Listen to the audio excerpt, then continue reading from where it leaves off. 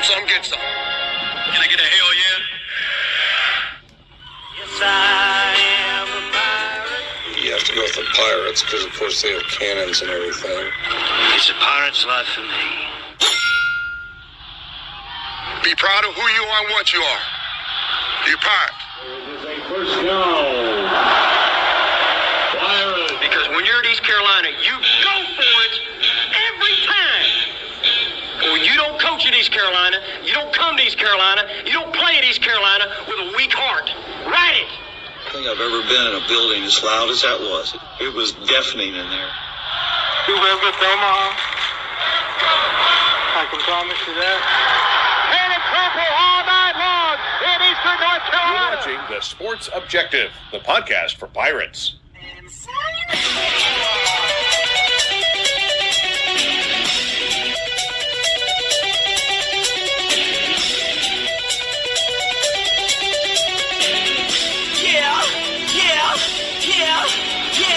My heart is purple and gold. I'm a pirate down of my soul, and I don't back down not at all. Find out when the cannons explode.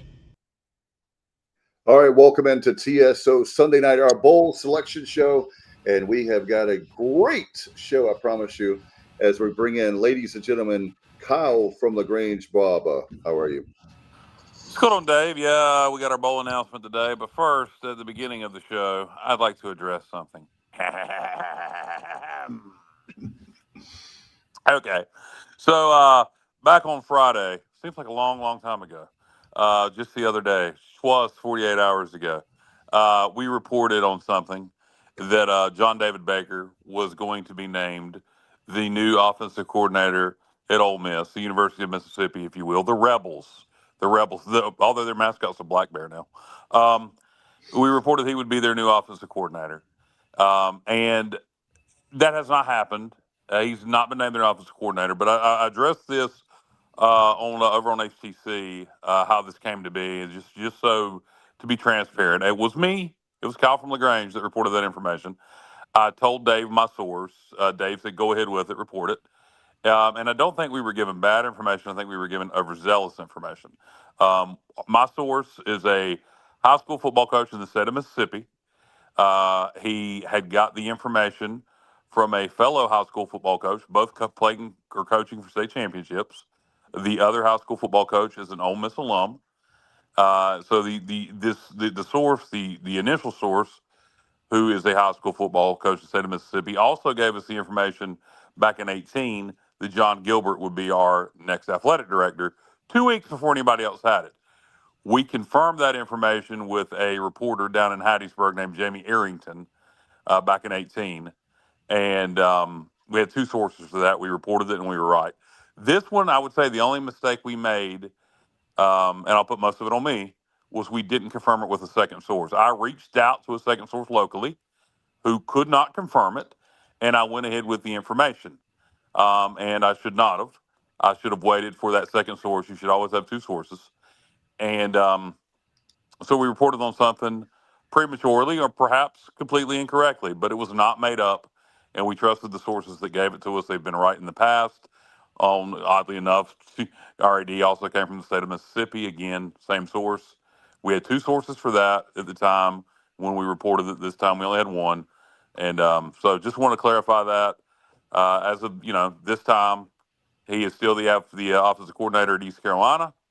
And until further notice, that's his job.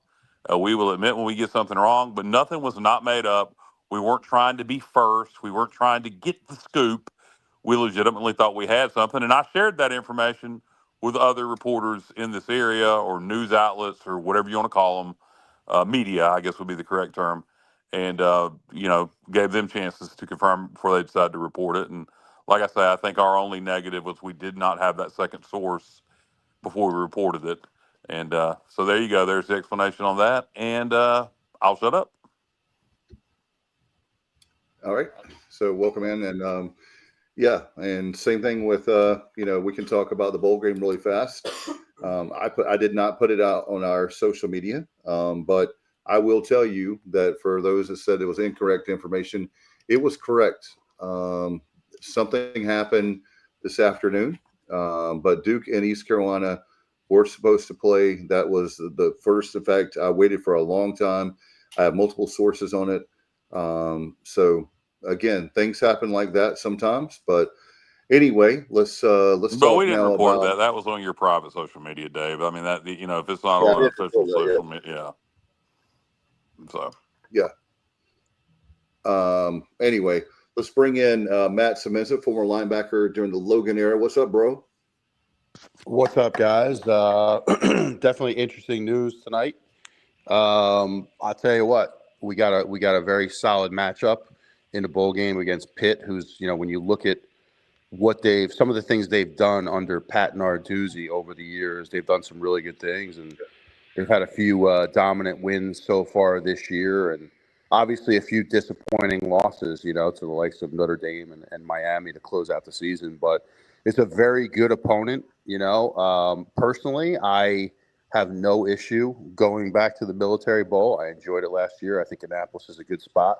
Pretty convenient for everybody here on the East Coast. So I'm excited about it and looking forward to breaking it down. No doubt, as we bring in Stevie Fly, our great head coach. What's up, brother? Kind of disappointed. I'm thinking, since I didn't get introduced before Matt and Kyle, that I'm just going to have to opt out of the podcast tonight, so y'all can find me $500,000. I'm going to shoot your mom in the head. I told you that's what happens when you opt out of things. I'm gonna have to pull a Notre Dame and opt out of the podcast tonight. So now, all jokes aside, looks like it's gonna be a good matchup with Pitt. I'm excited for it. Military Bowl 2 years in a row. Like Matt said, I don't have a problem with that, but I think it's gonna be a good matchup with Pitt. Yeah, as we bring in Johnny Robertson, that's one of the things I was going to mention tonight, guys. I like the fact of the convenience of the bowl. I like the fact my kids, Mackenzie asked me on Thanksgiving night, we're driving home from my sisters from Greenville back to Williamston. She said, "Dad, have they announced about the bowl yet, where we're going?" I said, "No, baby, it'll be a while." And she said, "I really want to go to the bowl game." Well, they'll be with me right after Christmas. So it works out beautifully to have a bowl game. It's not about me, but I like the fact that it gives you something to look forward to, like with all these great guys on the show. When we were able to go up there, spend time like last year. I'll tell you another thing, guys, the hospitality, and I'm not kissing anybody's butt, but the hospitality from the Military Bowl is second to none. They do a really good job. As Stevie, as a town commissioner, I love their downtown. Their downtown is to die for. I would love to have that downtown, obviously, in Williamston. It can't beat Lasker. I mean, no way it could beat Lasker's downtown. Okay. I don't even know if we have a downtown. You have a cornfield. A what? A cornfield. Yeah, we've got several of those. There you go. By the way, everybody, we will break down the bowl game and talk about that. But just quickly, I gotta ask Stevie, of everybody here watching in North Carolina, obviously Matt in Connecticut and JR up in Virginia, they both get more snow than we do, but they're calling for 2 to 3 inches up Lasker way. Stevie, have you got your milk and bread yet? Oh yeah, I'm gonna make milk sandwiches tomorrow. Yeah. Yeah, I'm good. I'm good. They have a lot of schools already out tomorrow, so they did that. County. Go ahead. They did that Friday too with the schools in Northampton County. They got out for Friday, and I think we had like 2 flakes. Yeah, I'm pretty sure you guys will get snow up your way tomorrow. But Lenoir County Schools, who we're supposed to get a rain snow mix, they're releasing tomorrow at 12:30. I'm like, why? But whatever. Can we get Bob DeBartolome in here to do a weather report for us? Who the hell is that? Oh my God! You don't remember Bob DeBartolome? WRAL. Channel 5. No, man. I grew up in Eastern North Carolina, not the Raleigh media market. Well, I grew up in Eastern North Carolina. I'm not the. No, you are. You are. We looked this up. You guys are. I'm Virginia. Virginia sometimes, Raleigh sometimes. Yeah, it just depends. Which makes no sense at all. Y'all should be the Greenville media market, but whatever. Exactly. You're exactly right. Anyway, so yeah, Matt, we're I'm really worried. What we're about JR? We need to introduce. Hey, thanks, Stevie. Appreciate that. I'm sorry. Now I had a question. He's going to opt out for real if we don't introduce him. No, not Johnny me. Robertson, Johnny Stats. How are What's you, up, fellas? Hey, Stevie, or Kyle, what's up with the weather is that tomorrow or? Yeah, tomorrow. Okay. I'll be heading down, I'll be heading through Northampton County on Wednesday. I guess it'll be clear by then. Yeah, you'll be. Oh, you need to stop by. You need to stop by the store. I just might do that in Rich Square. Yeah. I've gone that way before. I take a different route every time. Keep it interesting. But hey, this bowl matchup, I'm pleased with it. I like that we're playing an ACC school. I was fired up for Duke, though. I mean, the ACC champion. I thought we had a shot at them, and it just didn't work out that way. But I'll take Pitt. I just hope that the game doesn't end like Pitt's last bowl game did last year. Hey, Kyle, what bowl is it that they play in Detroit? I don't know the name of it. Oh hell! It used to be called the Motor City Bowl. Yeah. I don't know what they call it now. It's something sports over. I don't know. Anyhow, they played Toledo in that bowl last year, and it went to 6 overtimes. I'm not ready for 6 overtimes. It's now called the Little Caesars Pizza Bowl. That's correct. Oh, yep, wow. You're right. That's correct. Which is a Detroit-based company. I'll take 6 overtimes if we get the same results Toledo If we did last win, year. yeah. If I That's remember right, true. Toledo beat Pitt last year. They lost 48-46.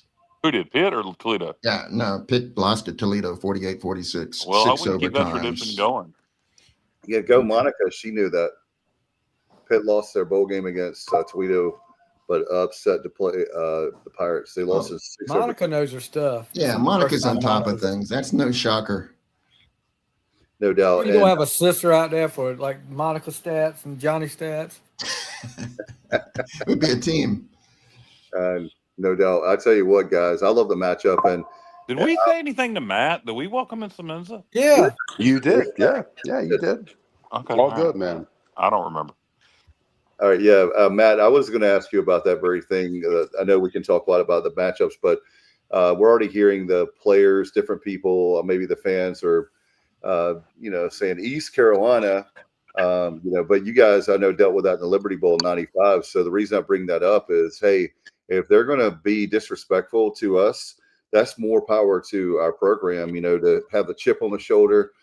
The team is definitely way better than, obviously 23. We didn't even make a bowl in 23 and 2-10, but our team is playing and heading in the right direction in the program. No doubt. You're always going to hear that now, nowadays from the so-called P4 teams. They hate playing the likes of, the American Conference and whatnot. But look, you use that to your advantage. A lot of times in these bowl games, whoever wants to be there the most, that counts for a lot. We're going to be ready to play a game. I'm certain of it. And, look, Pat Narduzzi's a good coach, guys. I mean, he's going to have that team ready to play. You look at some of the things Pitt has done this year. I'll give you just some notable scores from some of their games. They did hang 53 on NC State.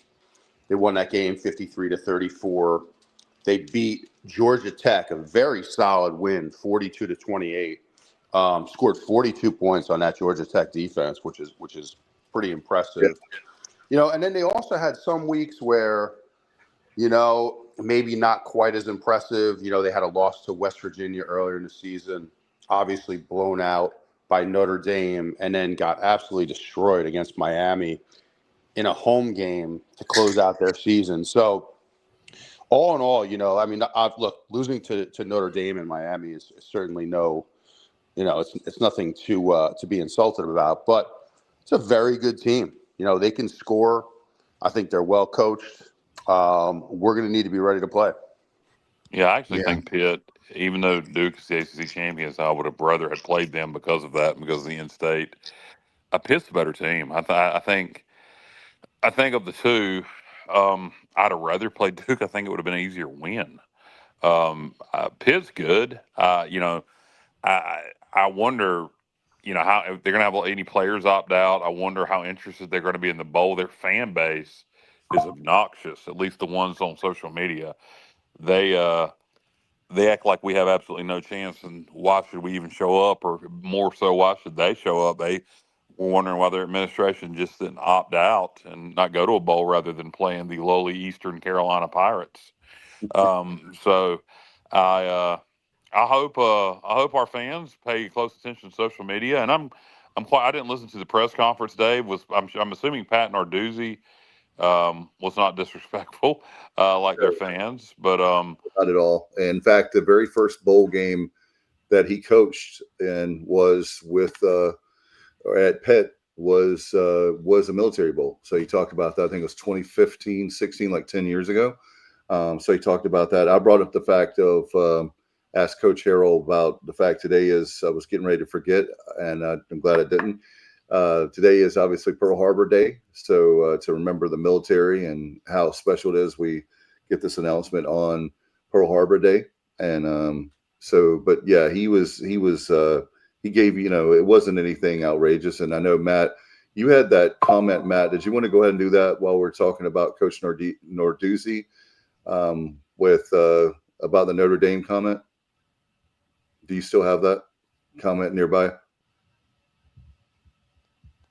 Matt still here? I don't know if Matt, we lost him. I don't know. Yeah, I'm pulling it up, Dave. You guys keep talking. I'm going to pull. Okay, all right. So, yeah, he was very respectful. There was nothing there that like shots fired. Both coaches were on the conference call. It was a Zoom call, and if we have permission, we'll put it up on our social media. My permission. You do? Okay. It was a short one too, so it won't take long to listen to it. Yeah, like 18 minutes long. Nothing. Nobody asked questions to Steve, the head of the. I'll have to look at his name again. But anyway, Dave, I have the comment if you want it. Yeah, go for it. Yeah. Well, so basically, Narduzzi was talking about, he was talking about playing Notre Dame, and I think what he was trying to do was kind of like highlight the importance of winning conference games, but some controversial statements anyway from him. He basically said, famously saying he'd gladly get beat 103-10 against Notre Dame as long as Pitt won their next 2 ACC games. So, you understand the message and the importance of winning conference games, but at the same time, and Stevie's a coach, so Stevie, I want to ask you your opinion on this, but I never want to hear my coach downplaying the importance of any game. That's almost the equivalent of like us playing NC State. And if Blake was saying something along the lines of, look, I don't care if we lose a state, 100-10, as long as we beat Memphis and North Texas. You know what I mean? It's that type of thing. So I certainly wasn't a fan of that. But Stevie, what are your thoughts on that as a coach? What kind of message are you sending to your players? I mean, take this game off. Don't play hard. I don't agree with it. I mean, it's stupid. You don't want to hear your coach say, as a college, as an organization, as the players, you don't want to hear your coach say, "I'd rather lose this game." You want to win every game. I mean, but then to come out and say, "I'd rather lose to them than blah blah," give me a break, dude. That's stupid. I mean, I would never do that as a coach. And it didn't work either because they lost. They lost big time to Miami by 31 points after that game. So they lost, and then they lost again. Yep. Going back to that game, does anybody know? And for anybody, if you're lost in translation, we're talking about what Pat Narduzzi's comments before the Notre Dame game. Was the question preference to him? I'm assuming he just didn't just say that without, being prompted. Was the question asked to him, how important is this Notre Dame game to you? Notre Dame's top 25 team. This is a big, or did he just say it on his own without being prompted? I don't know. Because context matters. If he was saying, if somebody asked him how important is this game to you, blah blah blah, and he said, "Well, quite frankly, he still shouldn't have said it the way he did." No, he shouldn't have said it. But context does matter, and I would like to know, if that was a statement he just made on his own, or if it was the answer to a question. I I'm don't pretty know. sure I it haven't could seen the come in the, transcript. Not sure in the about that. context of a press conference type situation where you're talking about the importance of winning against a team like Notre Dame. So it did come in that type of a setting. Yeah. Either way, tough statement to make there. And, he's Narduzzi. He's not a wallflower. I mean, this guy, he's not afraid to bring it in his press conferences.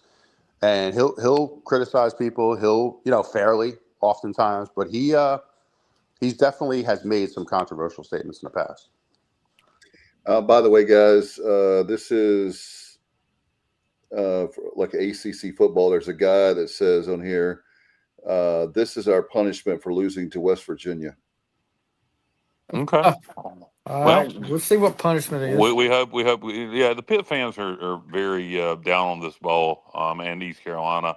By the way, the line is 6. Pitt is a 6-point favorite. If I remember correctly, NC State was a 6-point favorite in that bowl last year. That's correct. They were. So hopefully that is a good omen. Who is Pitt to be down on playing us in a bowl game?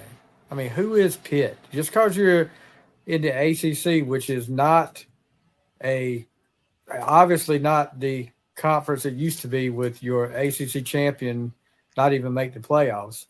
But who is Pitt to be downplaying any bowl game at all, to tell you the truth? What, 4 losses this year? Exactly, Stevie. It's a good point. We're not talking about a team that's actually, been competing. I mean, it's not like they're 10-2. Right. Or is very rarely in the last 30 years. So, I mean, they should be pretty happy with this bowl game. Johnny, I mean, who was the coach back then with Pitt? Tony Dorsett ain't playing in the backfield. This ain't your national championship team. You know what? I'm going to defend Pitt a little bit, and this is going to surprise y'all. And I don't think it's Pitt's fault. And I don't think it's because our fans are the same damn way. And we're a friggin' so-called group of 5. That group of 5, pardon my French today, bullshit, gets shoved down your throat so much that even our fans will sit there and go, I don't want to play Georgia Southern in the Myrtle Beach Bowl because you're a group of 5 phony from the Sun Belt. So how do we expect Pitt not to go, I don't want to play East Carolina, they're a group of 5 school, and we do the same crap? So until that nonsense is taken out of our vernacular, group of 5 and Power 4, and by the way, Power 4 is an illusion. It's only Power 2. It's only the Big Ten and the SEC. There's no Power 4. You've got no Power ACC. You've got none. So, but until that crap is taken out of our vernacular, I don't even really blame their fans. As much as I'm going to use it, as much as I hope our team uses it as motivation and fire, we would have the same stinking attitude if 8-4 we were sent to the Myrtle Beach Bowl to play Georgia Southern. We'd be saying the same crap. So as much as I hope we use it as motivation, I think part of it is, or the biggest part of it is ESPN and media's fault for this group of 5 narrative. Kenneth says some of our fans would say the same thing if we're playing Western Michigan and Myrtle. Yep. Exactly. That's exactly what I was just saying. I use Georgia Southern as an example. Yeah. Well, hey, I was going to throw out there, though, Tony Dorsett's coach at Pitt was future Vol legend Johnny Majors. Johnny Majors, and then after him, another legend, Jackie Sherrill. So those were good days at Pitt. Yeah, when you had Dan Marino there, and then those 2 guys. Pitt was like such a powerhouse, back then. But one of the things that frustrates me when you're talking about that, Kyle, is the fact that I don't know if you guys saw last night, but definitely today when they had selection show. But I'm sorry, but these talking heads, one of the things I was telling Johnny a week or 2 ago is that we're not talking heads. We're actually guys that have different reasons why we love the Pirates. Obviously, Matt played. I know Stevie's been a fan for many, many years, and he's a high school coach. You have Kyle, who became a fan in the early 90s. No, when I was 13 years old. Okay, but and Johnny's like amazing with fans, but to act like that the group of 5 doesn't belong in the playoff is outrageous. And I'm not going to spend a lot of time on that, but I will say this. Nick Saban, and thank you, Conan 92 Pirate. He said he hates Nick Saban's face. For him to have the audacity, our people in college football are clueless about growing college football. And it makes me angry because Kyle's made this point, so I'm not going to steal his comment. But he's made the point of how can ESPN allow their broadcasters to put down a conference like the American who, wait for it, they actually they have our games. We go through ESPN and ESPN Plus. We're part of that package, that TV deal. So we're part of their product. So I just have a problem with them being so snooty. They want to get rid of the championship games now, and they want to get rid of this and that. And, it's just frustrating for me because. Well, I didn't watch the whole thing. With Saban, I'm assuming it was Saban. Yes, all of them. But Saban was one that he wants to get rid of the group of 5 basically in the playoffs. Okay, how many people would get excited about the NCAA basketball tournament if we didn't invite any of the teams outside of the power conferences? It'd be boring. Nobody wants to see that. Somebody, either Tulane or James Madison, and it's hard to beat a team twice, and Tulane goes to Ole Miss. Ole Miss already played them once this year. Somebody needs to win one of these playoff games, and that'll shut some people up. I agree, Kyle. That'll shut some people up. But no, look, here's the deal. I hate this term. So-called group of 5 should not be shut out of the playoff. If they want to change the language to say the 4 Power 4 champions get in, and then 1 champion from the group of 6 gets in, if they want to reword it that way, whatever. But they should not completely exclude us. I think there's probably going to be talk now of going to 24, and if they go to 24, then there should be 2 spots to the so-called group of 6, and it will be group of 6 when the Pac-12 joins. But to completely exclude us, to me, would be a lawsuit. I think you would have to have a lawsuit, and then a caveat. I think Saban said there should be a caveat that our champion has to be in the top 12 or at least top 15. I heard him say that not today, but I don't know if he said it today or not, but it was previous. Well, I mean, why is that caveat not on everybody? I mean, well, and let me throw this at you too, Kyle. And think about it. Think about it from this perspective too, right? Not already. Okay, the P4, they will not play in your stadium. All right.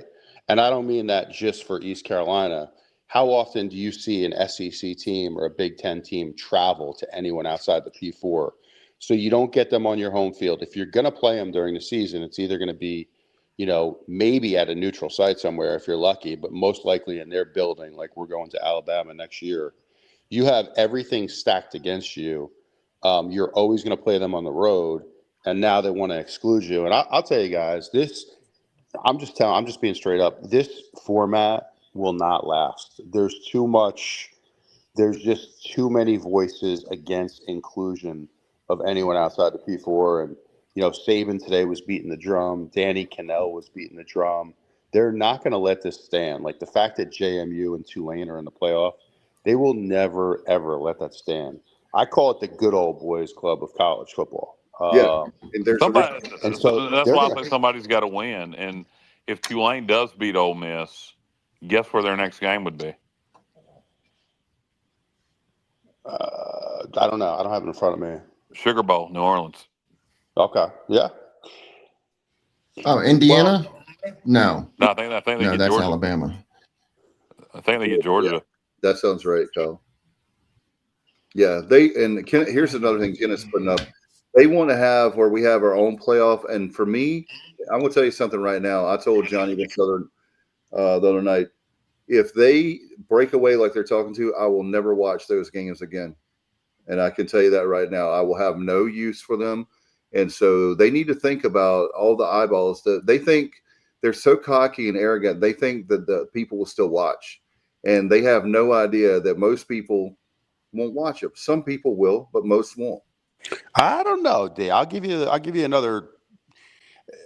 American sports fans have proven that you can spit in their face and they will continue. I mean, look at what the NFL has done on many occasions with political messaging.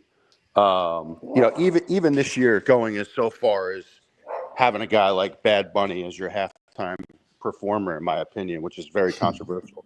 Some of the statements he's made. NFL fans, you can spit in their face and they're going to continue watching football every week. So I don't know. I'll tell you, like, I agree with you, Dave. I'm just like you. I wouldn't watch it. I would give it up in a heartbeat. But I think 9 out of 10 fans would continue to watch it. Well, what I want to know is, and I think the problem with this whole thing, is you put it on the shoulders of the ACC. I think if it was just Tulane if the ACC had the correct metric for their tiebreaker and you'd have had UVA and Miami in the championship game, this wouldn't be really being discussed right now. The problem is that there's 2 so-called group of 5 teams in the playoffs. But so you really put this on the ACC. Here's the deal. It's very simple.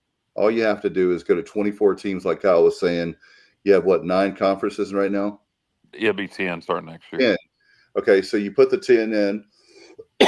10 conference champions. Oh, they're not going to do that. Oh, they won't do it, but I'm just saying. I'd be happy. Go to 24 and give the 4 so-called Power 4 conference champions a spot, and then give the group of 6 2 spots, and then the other. So 22 out of 24 spots would go to the Power 4. They're not going to do that though, because here's the problem they have. They don't. I'm not sure. I think that, dude. I think they know with the way things have happened with lawsuits and NIL and all that kind of crap. I think they know that they would lose the class action lawsuit. I think that's why it's written out like the way it is now. And I think unless they truly break away and we form 3 divisions of Division I, we have FBS, whatever the hell we would be, and then FCS or Power 5, Group of 5, FCS. Unless it's truly 3 divisions, I don't think they can truly exclude us without a lawsuit, and I think they know that. They can't. And guess what? They would do, and I was telling Johnny, okay, I can't talk about my team this year in the pros because they're god-awful and a lot of injuries. But every team, if you win ball games in the NFL and you win enough ball games and you win your division or the wild card, you get in. Okay? There's a clear path. The sad thing is that right now, even with all the stuff we have going on right now, they're going to do everything they can to make sure that it has to be Alabama in every year. They didn't get in last year, but that was a miracle.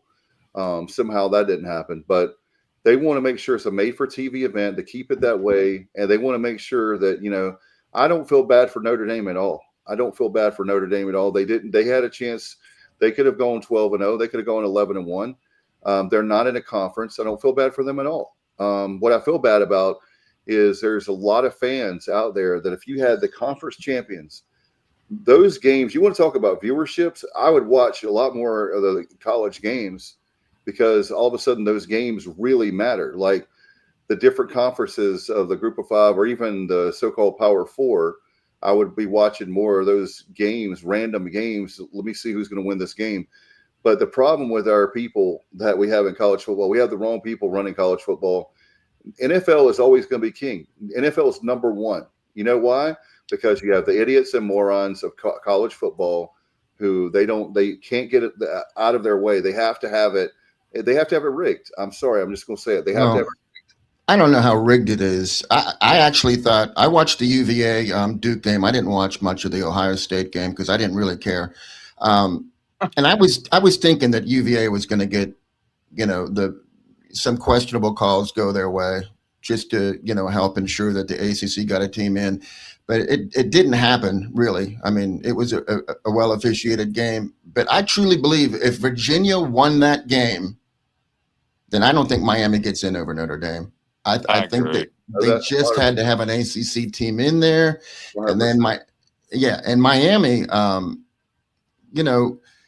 the fact that they were behind last week in the polls and they jumped them, but neither team played a game. Like Notre Dame was 9 and they were 10, and then neither team played a game, but they somehow jumped them.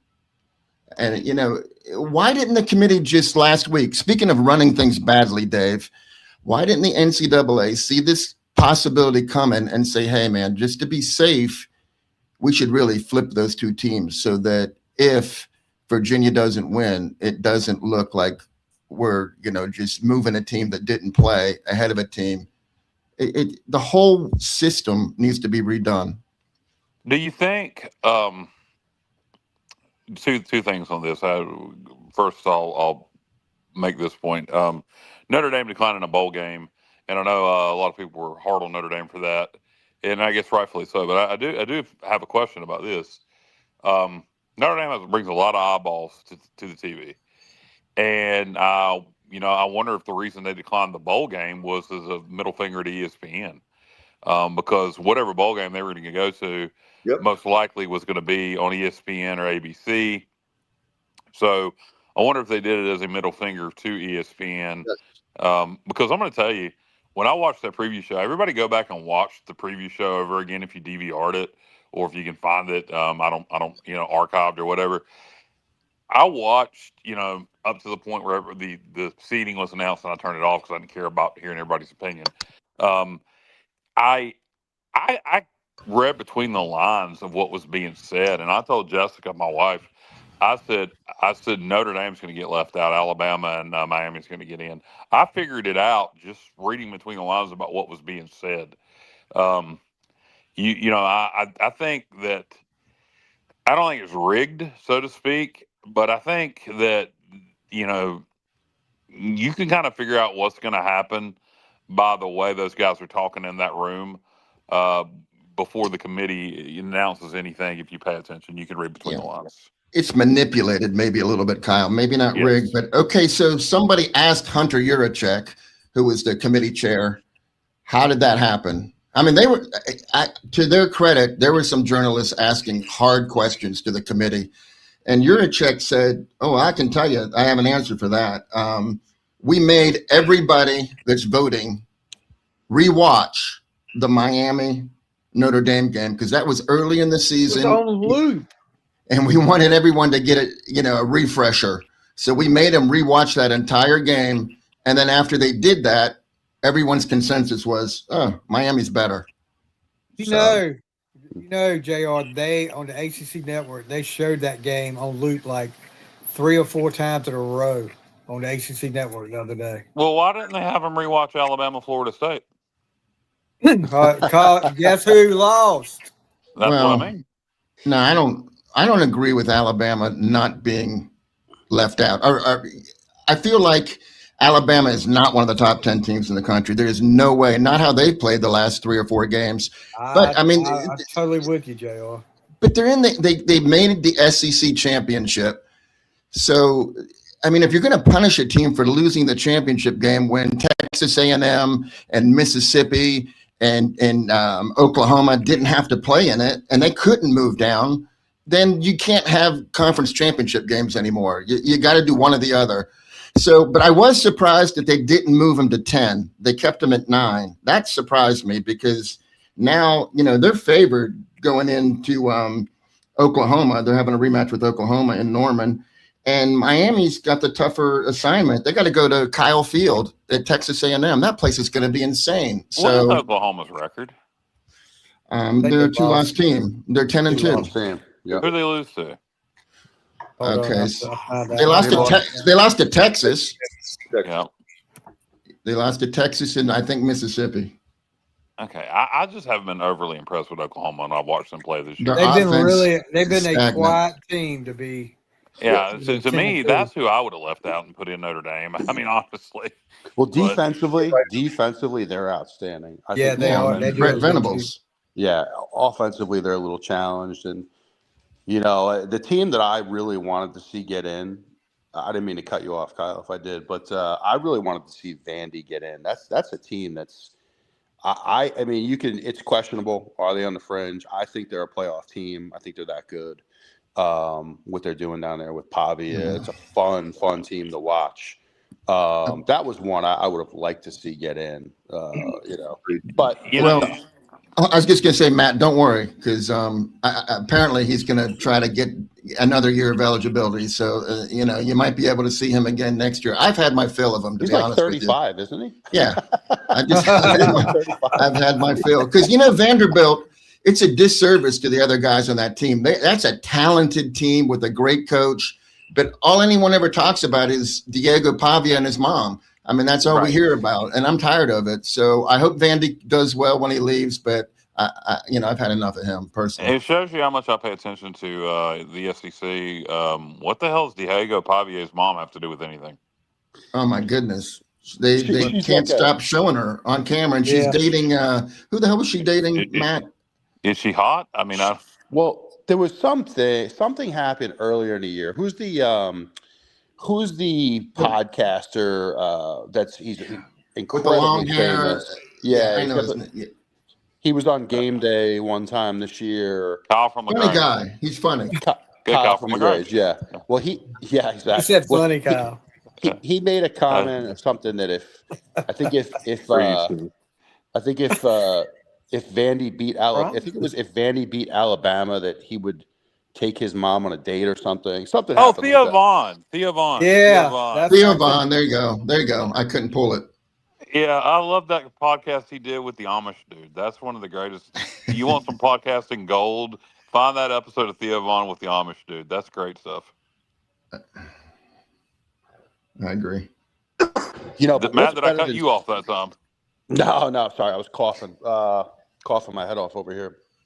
Hey, before we move on, Matt, I'm sorry. I think I just cut you off. In regards to, before we stop talking about Vanderbilt, their AD, he's saying, don't worry.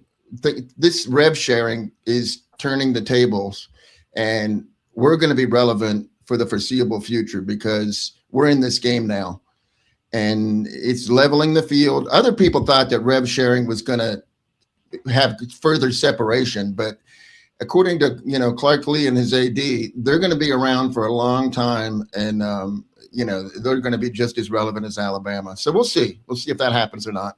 Yeah. Well, in terms of revenue from the SEC, I mean, in terms of creating your own revenue, somebody's got their notifications on it. It sounds like there's an explosion every few minutes in the background. Anyway. In terms of revenue sharing from the conference itself, Alabama's going to get this. Vanderbilt's going to get the same thing SEC. Jesus Christ, Vanderbilt's going to get the same thing Alabama does or LSU does in terms of revenue sharing from within the conference revenue. And there's a lot of money coming straight from the SEC. So I think it does even the field. Now Alabama will create more revenue on their own, but in terms of the biggest piece of the pie, it comes from your conference revenue. And I do think within the conference itself, SEC, ACC, Big Ten, or the American, I do think it kind of evens the playing field within your conference. It does, and especially with the cap. I mean, it's a $20 million hard cap, right? It is with revenue sharing, yes. Right. But you can have NIL deals after that on your own. They just have to go through a clearinghouse. Right. See Texas Tech on that one. Which are my understanding is that those Yeah, are you're a right, lot harder to come by now. But yeah, I mean, it's essentially a salary cap like you see in the NFL and the NBA, and that's where you get parity. That's where you get competition across the entire league. It's really a salary cap. So yeah, Vanderbilt's going to be far more competitive. And that's the way it should be, man. Everybody should have a chance to compete. This is America. I mean, college football has been the most un-American sport that there is.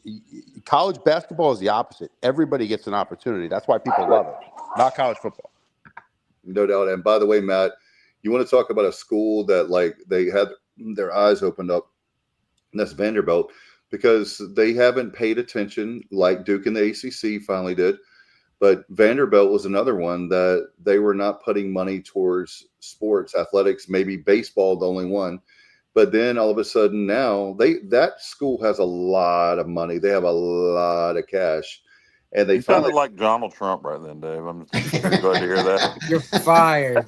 I did, Kyle, a little bit. A lot of cash. But anyway, so they Kyle, was that your Trump man? We got to hear that one. There's a lot of money. Matt's the greatest. He's the greatest linebacker to ever play at East Carolina. He's the best. Love it. Yeah. But anyway, my point is they finally realized, oh, wait a minute. If we take the money that we have and put it in athletics, I mean, they got a beautiful campus. They have plenty. I mean, I don't even know what the what their endowment is, but it's ridiculous. Matt, do you know, or does anybody know their endowment? But it's ridiculous. But they have plenty of money there at The Vanderbilt. Vandy? Yes. Yeah, I mean, they're the well Vanderbilt endowed, Kyle. family. I mean, just look at the name. The Vanderbilt family is one of the richest families in Yeah. American history. Yeah. So, I mean, yeah, but you know what? I'll say this, and as we sit here and we go on and on about the playoffs and the SEC and the Vanderbilt, and we're an East Carolina podcast when we have a bowl game, and we've barely talked about the bowl. We've been sitting here talking about the playoffs and the SEC. We're just as bad as ESPN and the rest of them. Well, yeah, no doubt. We got 3 weeks. Yeah. Yeah, true. But yeah, let's talk. I'm ready to talk about it, Kyle. Go for All it. right. Yeah, let's Go ahead. Go ahead, JR. Well, No, I didn't mean like. Well, I was just going to say that Matt mentioned that they did lose at West Virginia, but they have a freshman quarterback, Mason Heinschel, and after Game 4, Pitt was 2-2, including that loss at West Virginia, and they went to him as the starter. He reeled off 5 wins in a row. And, they beat Boston College and NC State. Now, they pounded NC State, as Matt said, at home. And then they went on the road at Tallahassee, at Syracuse. And those, no matter how those teams are, those are hard places to play normally. And then they had to do that East Coast, West Coast thing and play at Stanford. And they won that game easily. They averaged 40 points a game on offense over those 5 wins. And then, they had the 2 losses to Notre Dame and Miami, sandwiched with a Georgia Tech win. So they finished strong after they switched to Heinschel, and he's only a freshman, so he's not going to be opting out of this bowl, I don't think. And so it's going to be very interesting. Yeah, their OC, who is the head coach at Western Carolina's son, he is coming up for a lot of other OC jobs. I don't know if he's going to leave Pitt, but his name is coming up for a lot of other jobs. So that's something to watch out for in the coming days, if he'll still be there. But as we, like JR said, 3 weeks to break down this, game with Pitt. But how many? I know we all made the trip to Annapolis last year, except for Stevie. But in terms of listeners, just curious from our listeners, how many made the trip to Annapolis last year? How many of our listeners are planning on going this year? And if you're planning on going this year, did you go last year? I mean, last year was such an incredible experience, beating NC State, the bowl parade, everything, except maybe the weather about that trip last year was fantastic. It's a first class bowl game in terms of how it's ran. Annapolis is a great little city.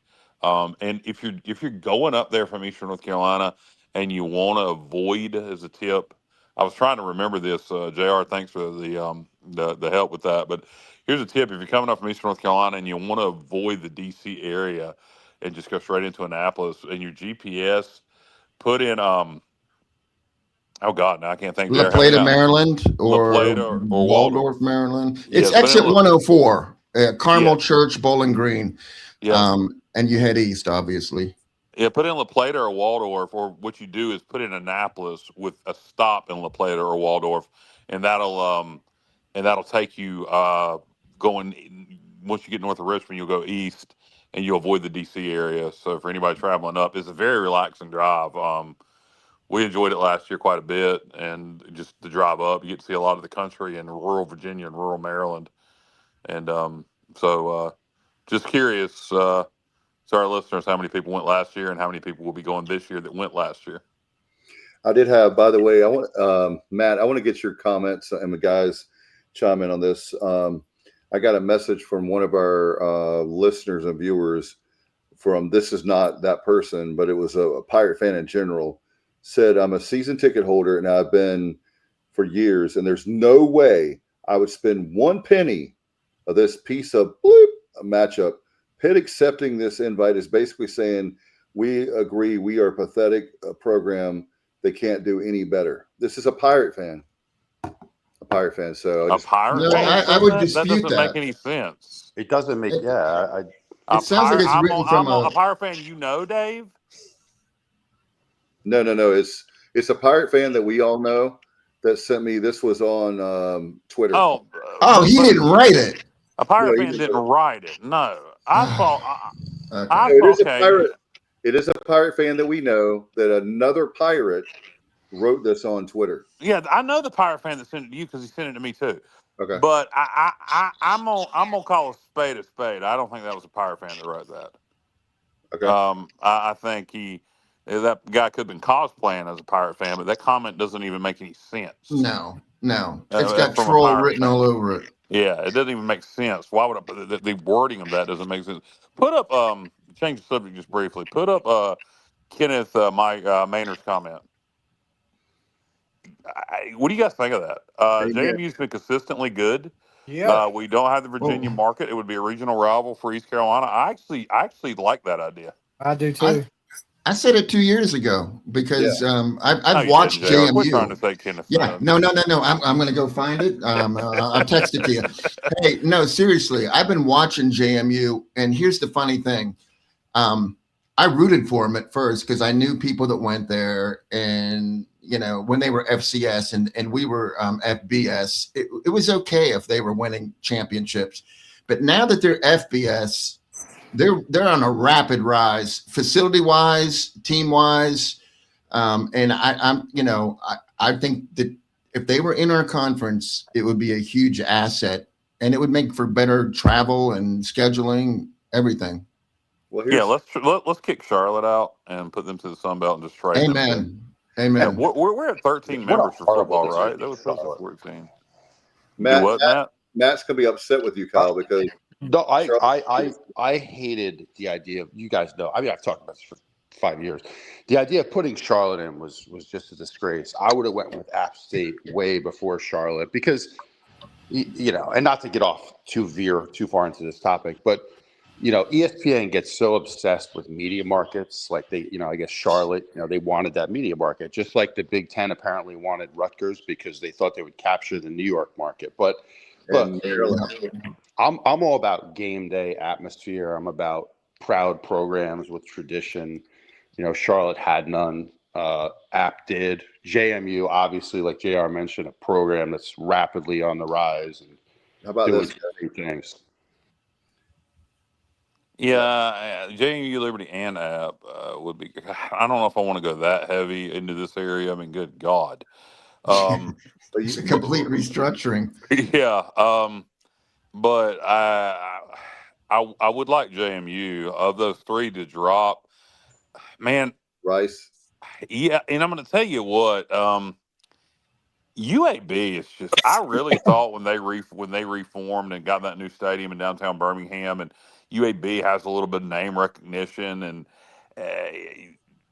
then didn't they hire their friggin' offensive or defensive coordinator to be their new head coach?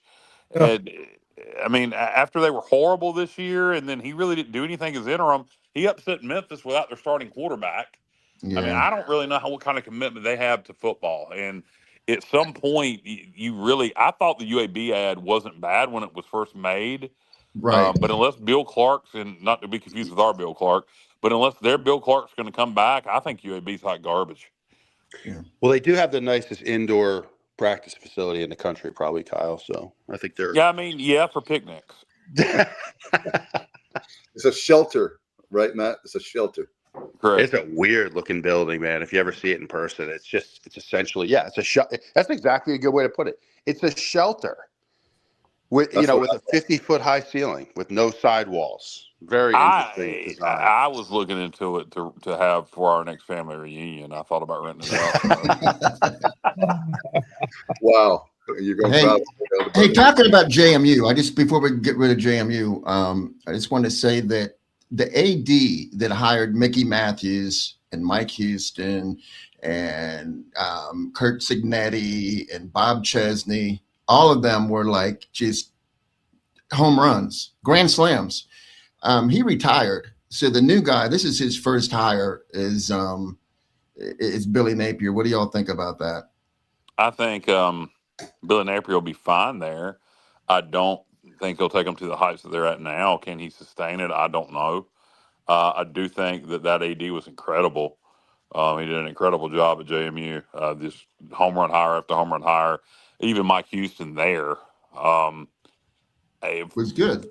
Yeah, there. Yeah. So I don't know, man.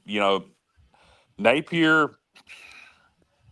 he had success at Louisiana. He wasn't horrible at Florida. Well, I guess he was.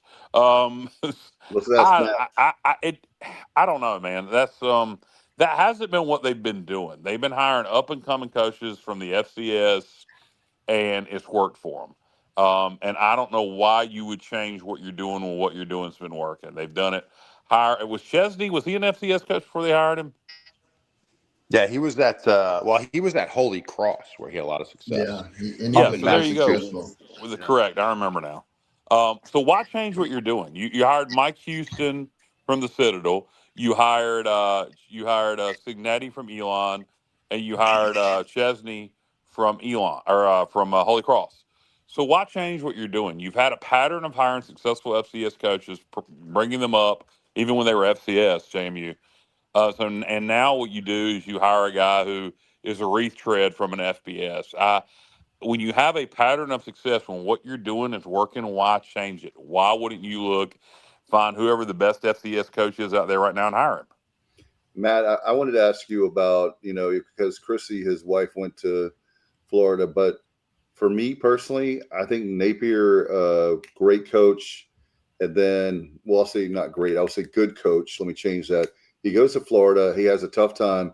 And to Kyle's point, I mean, when you look at Napier, was that a hire because people knew his name, and so they just said, "Hey, we can get this guy Billy Napier," but not knowing that is he really going to work out there in Harrisonburg? Well, the question with Napier is, what is he? Yeah. Oh, go ahead. Go ahead, JR. Go ahead. No. I'm gonna segue to you. I'm gonna do a short segue to you by just saying that go for it. This season was a little bit unusual, bizarre, actually. That I think there's probably some coaches that didn't get fired that normally would, just because the pool of coaches is very thin this year. So yeah, that's more of a reason to go with an FCS guy. Yeah, no doubt. I mean, no doubt about it. It's a thin pool. And, I think the thing with Napier is, what does he have left on his fastball? I mean, he was tremendous before he took the Florida job. His record was as good as any young coach in the country.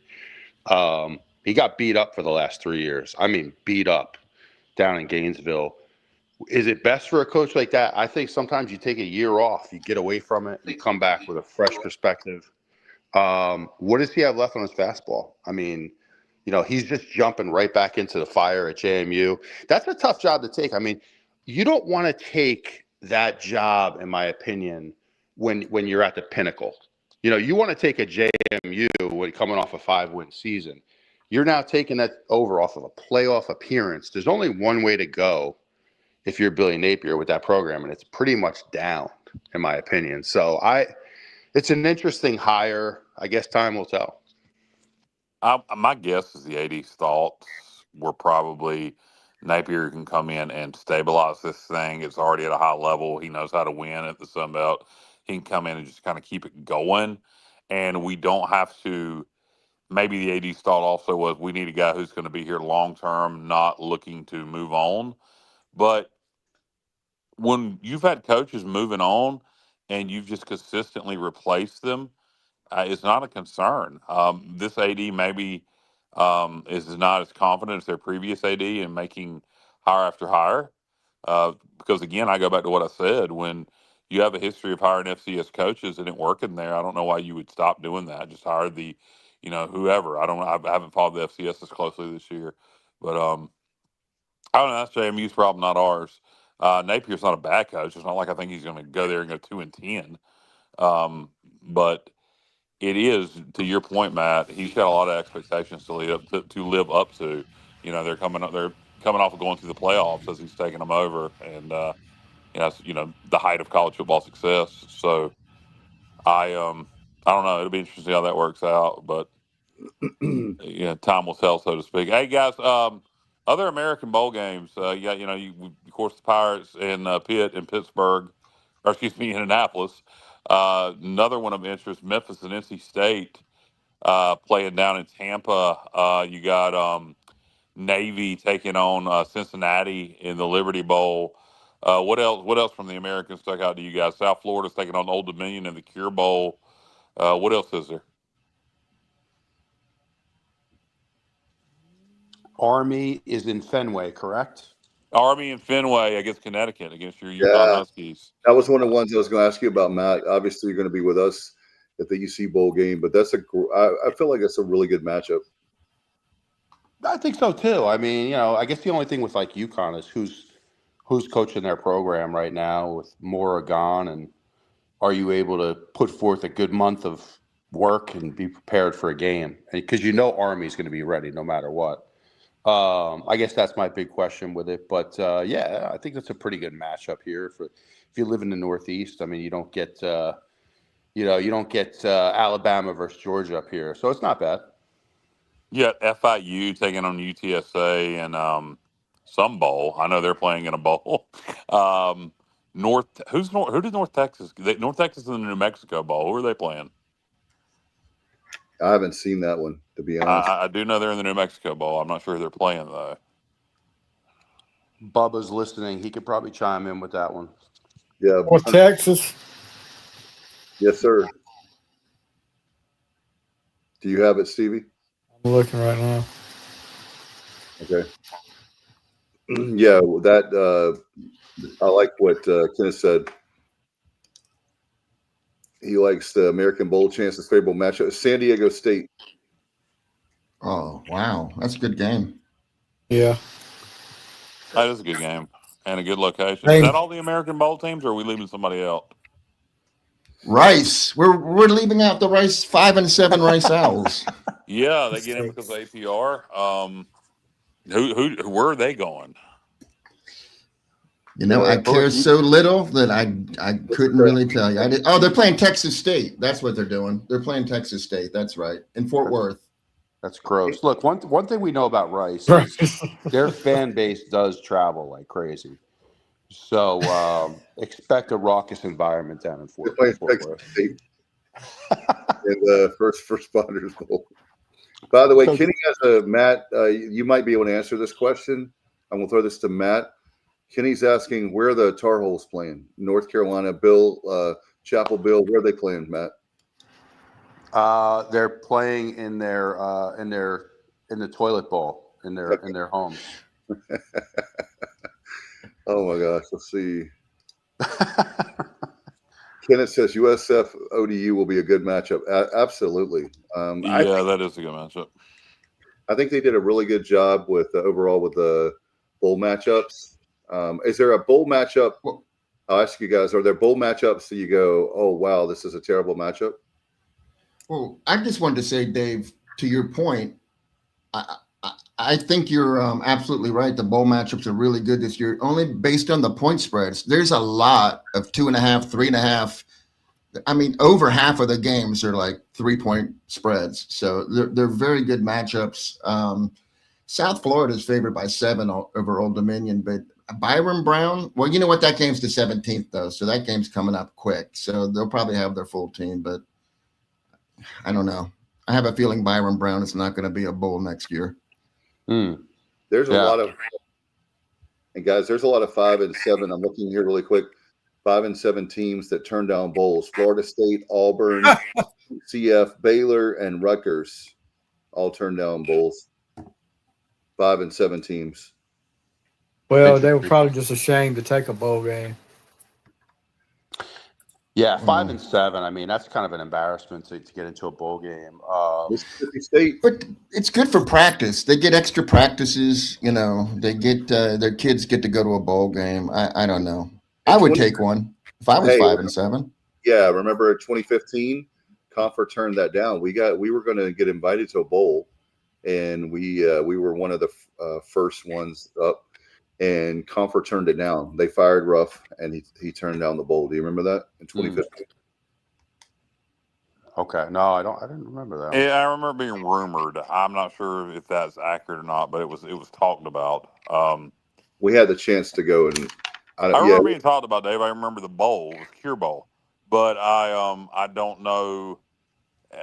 I don't know. I don't know if that was true or not because it's based on APR. So I think it would have been a situation where some other people would have had to turn it down. But who cares? That was a decade ago. But Yeah. I don't know. Of all the teams that turned down bowls at 5 and 7, the only one that surprises me is UCF.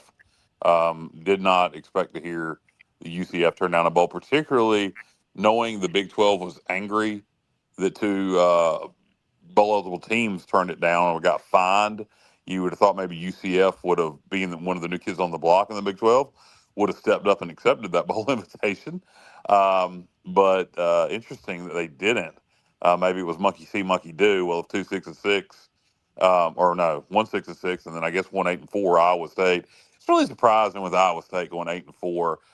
I know Matt Campbell's not being there, and the program's kind of concentrating on who they're going to hire. But a little surprised with the season they had that they turned down a bowl.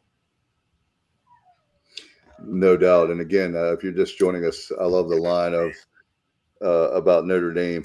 ESPN is not going to get those eyeballs on. There's some fans on, man. They were just ripping, the CFP apart. And again, I think what we're saying again, join a conference, Big Ten, ACC, somebody join a conference, because this might happen on the regular, unless you go 12-0. I mean, what do you guys think? I mean, unless Notre Dame, like, if you have a situation like this again, they may be outside looking in. Yeah, screw Notre Dame. I'm happy to kind of see them get humbled here a little bit because, there were several times when the playoff was only a 14 playoff where they got in, and you could make an argument that they were not worthy of getting in, and it worked. And they for proved them it, Matt. years. What's that? And then they proved it by getting blown out. Yeah, exactly. So, it worked against them this year, and you know what? That's the way it goes. But I do get tired of this. We are bigger than college football at Notre Dame attitude. No, join a conference like everybody else, play by the same rules as everybody else, play in a conference championship. So I don't feel sorry for them at all. I actually love to see them crying tonight. It's actually really enjoyable. I'm with you. I'm with you, man. But Speaking guys, there's a lot of money.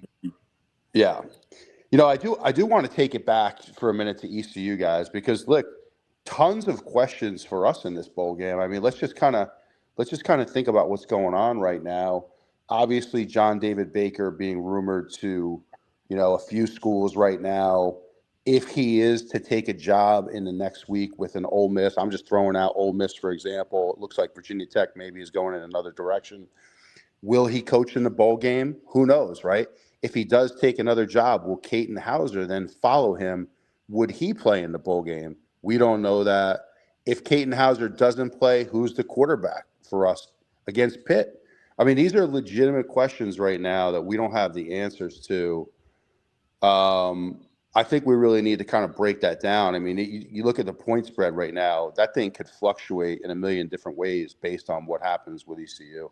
I like if he goes to Ole Miss, which we've been told that that's where he's going. We'll see, but Ole Miss has their quarterback, who's a sophomore, who was their freshman sophomore, whatever the hell he was, who was their starter, got injured.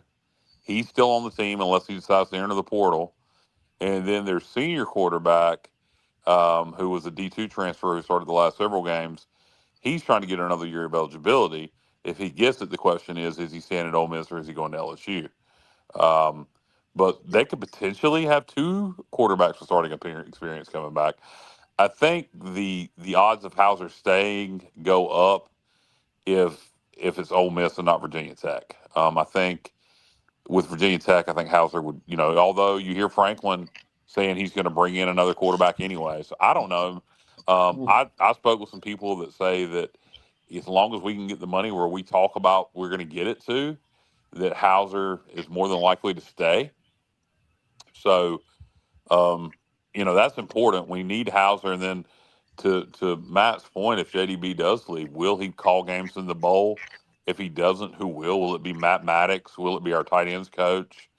Do you let him call the game, Kyle? Yes, There you go, Matt. Yes, I do. Yes, I do. I do. Yeah, I would. I would, because if he's leaving, particularly if he's leaving for Ole Miss. If he's leaving for Virginia Tech, maybe not. But if he's leaving for Ole Miss, yes, we don't recruit against Ole Miss. It's not a regional rivalry. You can understand going back to Ole Miss where you were coaching at. You're going to be making, who knows, probably around $2 million as the OC. I don't think there's any ill will for that. If he wants to and he's focused, and Ole Miss doesn't need him right now, they're in the playoff. I would think. Yeah. I actually, in terms of perfect situation, he stays. But if not, Ole Miss is pretty busy right now. I actually think that works out pretty well. He just stays here, keeps doing what he's doing, let Ole Miss do what they're doing, and then after he's done and we're done, or they're done and we're done, then he goes over there. So yeah, I think particularly if it is Ole They have Miss, Charlie yeah, you Weiss let him Jr. stay. Yeah. Exactly. Yeah. Charlie Weiss Hey, Jr. came back the to the Virginia ball game. Tech thing, if you look at message boards, the Virginia Tech thing has some legs to it, but it makes no sense to me. I mean, Virginia Tech, to me, their identity is a dual threat quarterback. I mean, going all the way back to the Vic brothers. I mean, that's what they're known for. And then they had that 1 year with, not the 1 year, but the one short area where they had Glennon as their quarterback, a pro style. Well, Virginia Tech's prize recruit this year that Franklin recruited to Penn State, and now he flipped him to Virginia Tech, and he loves this guy. He's a pro style quarterback. He's not a dual threat. I just don't see where, if that's his guy for the future, that doesn't fit JDB's profile. So I just don't think he's going to Virginia Tech. Hey, what that Dave. means? Yes. Dave, put Kenny Curlin's latest comment up here. ECU and How 83 about- for Ed Emery got left out of a bowl when Notre Dame got in at 6-5. I've always hated them. Yeah. 83 team lost by like a total amount in 3 games. The 3 games they lost by like 14 points against Florida teams. Yep. Florida State and Miami. Yep. No doubt. That was all 3 losses, and had a nice win over Missouri and NC State that year. I had a point I wanted to make. My bad. No, you're good, Follow dude. up on JDB to Virginia Tech, Kyle. Was that what you were talking about? Yeah, it was related to John David Baker. Hold on, and it'll come back to me. You guys go ahead, and I'll come back to that. Hey, Matt, I have a question for you. Yeah. I wanted to put this at you. I'm going to play devil's advocate, not at you, Matt. I'm just saying I know there's a possibility that with the Dave, I have it. I'm sorry. We're talking about JDB, so I wanted to get this in. There is talks. It's not a done deal yet. I thought it was, but there's talks that South Carolina is going to hire TCU offensive coordinator Kendall Briles. So if Kendall leaves TCU, I wonder if that's somebody else that would have interest in JDB. Him being a Texas boy. I heard, somebody was saying, Johnny, was it you saying that you wanted to get back down to Texas? No, I didn't say that, but why on earth would Kendall Briles do that? I mean, that's like a dead man walking at coaching South Carolina. I mean, it's unless he's thinking he could be the head coach next year, in 2 years. I don't know. It could be that him and Gary Patterson are not Gary Patterson. Good God, Sonny Dykes aren't getting along anymore. Who knows? And it wasn't you. It wasn't JR. It wasn't you that said he wanted to get back to Texas. Who the hell was it that was saying he wanted to get back to Texas? It makes sense, Kyle. I mean, you can definitely see him wanting to get back into his home state for sure. And his style, his style of offense fits for sure at TCU. High octane, up tempo. It does make a lot of sense. I see where you're going with that. It's logical. I mean, I think it's a pretty good fit. I think it seems like a better fit than Virginia Tech to me. Pure speculation on my part. I mean, that has not come up to anybody, but I'm just saying if Kendall does leave, because that is being speculated, then I'm telling you what, if I'm Southern Mississippi, Kendall Briles is on my head coaching list. They got to replace Charles Huff. Yeah, and Kendall is somebody that you forget being OC. If I was Southern Miss, I'd be thinking about him as head coach. No doubt. Hey, Matt, we talk about obviously we know that there's a chance he could leave, but I'm going to be like Johnny Robertson here. There's a chance he could stay, and I can make the case. I'm 50-50 on it. I'm not naive or pie in the sky on this. I know that he could leave, but there's an argument I can make that he'll stay, and here's why. Hauser's happy here. If he gets the money like we think he's going to get, which I'm not going to talk about how much I'm hearing in respect to the administration. But I will say that if what I've been told, and I know you guys have heard also, if if Hauser stays, then the whole offense stays. Well, if you have JDB and the whole offense staying, I know there's a chance he could leave, but I also can argue that he could stay. Yeah, and look, I certainly hope that JDB stays. I really do. I think he's done a good job here. I don't think he's done a great job. I think he still has progression to make as a coach. I think, our offense is still, we have a lot to learn offensively. We still cannot play it without false starts. There are a lot of things we can do to continue to improve this offense, and I think he's done a very admirable job at East Carolina. Now, whether he's ready for an Ole Miss, I don't know that, but I hope he stays. Obviously, I think Hauser is the big one. Because to your point, there are rumors that if Hauser goes, some of the receivers are going to try to follow suit and go into the portal, and then you're really looking at a situation where you're almost a total rebuild offensively. So it's just like dominoes. I think the one big domino falls, and then the rest fall, and it's going to be really interesting to see how this goes. Now, the other way, or the other question I have is, let's say Hauser does leave, all right, and this is just a hypothetical. I don't have any evidence that he's leaving, but we have to talk about it because it's out there in the news and it's a real legitimate story. If he does leave, does his new school allow him to play in the bowl game? I mean, there's a very good chance they say, look, we're going to pay you $2 million to come in here next year. We don't want you playing in the bowl game. Matt, according to the rules of the NCAA, God knows everybody plays by these rules. There's no tampering. His new school can't talk to. There will be no new school by then. He can decide he wants to go somewhere, and he can. Let's say it would be to follow JDB, but technically they're not supposed to have that conversation. The portal doesn't open until January 2nd. Correct. There should be no new school. Correct. And then you look at the Chapel, the Chapel Bills of the world, and we know those conversations are taking place today. Probably as we speak, they have middlemen working the phones and negotiating those types of deals behind the scenes. And, does he opt out? I mean, there's a lot of, I'm not trying to stir up controversy here. I think these are legitimate questions where, you guys tell me.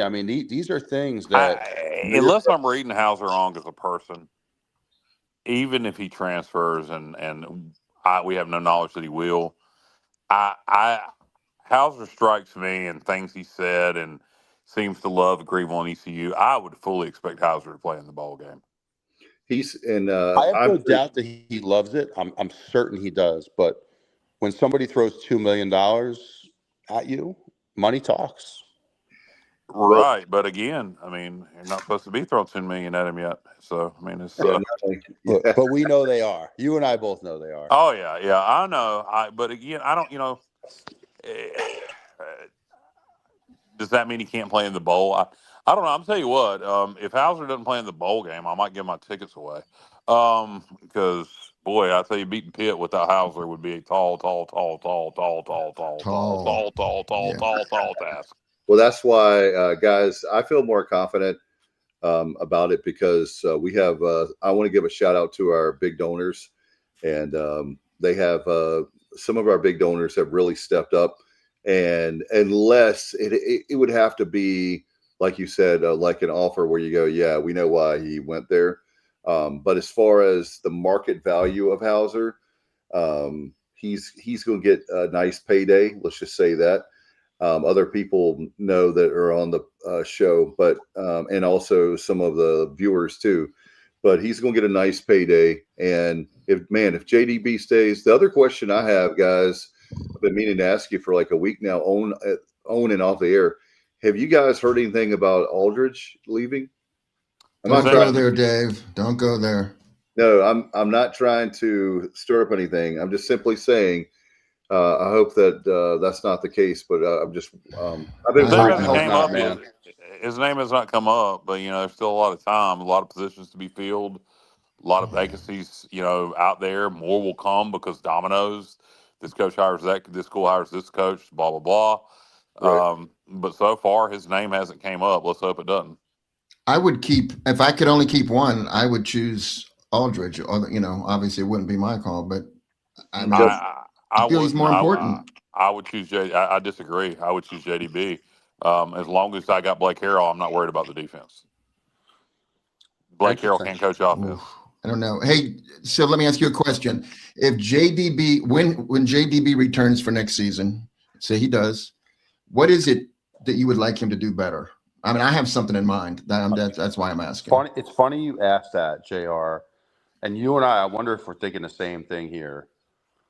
You talk about what we could do just to maybe tweak the offense a little bit, like some adjustments to it. All right. Yep. The one thing, first of all, I really like this offense. I think it's a great fit for ECU. I think he's done a really good job with it. I like how we get vertical to Anthony Smith. I like how we run the ball. Sometimes I feel like we're a little stubborn with it, but I like how we run the ball. I think the biggest thing you can do with this offense, you can add some shallow crossers and you could add some more mesh concepts. Yep. Is that where you were going with it?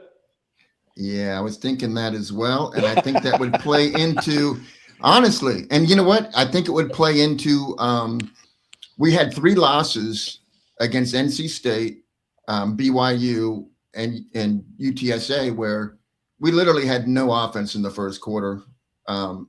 We just can't let that happen. I mean, we got the offense going in all 3 games later, but I mean, the scripted plays were disappointed in those three games. And I think the mesh and shallow crossing, just to get people involved early, that's what I was looking at, Matt. So you're right in tune with me. Yeah, man. And false starts too. Sorry, Kyle. Go ahead. We got to stop the false starts, guys. If he was the offensive coordinator at Ole Miss and he was getting 3-4 false starts a game, can you imagine that has got to stop? They got better as the season went on, mostly, with the exception of that UTSA game.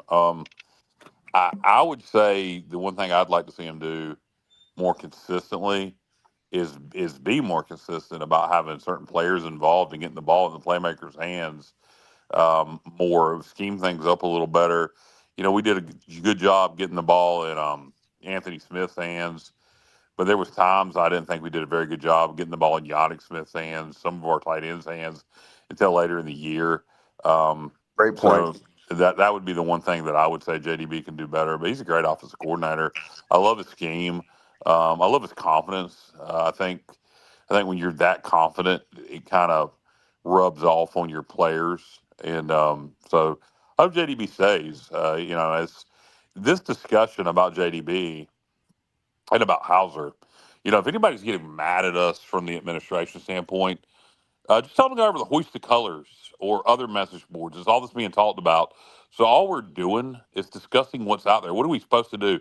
Sit here and just not talk about what's out there?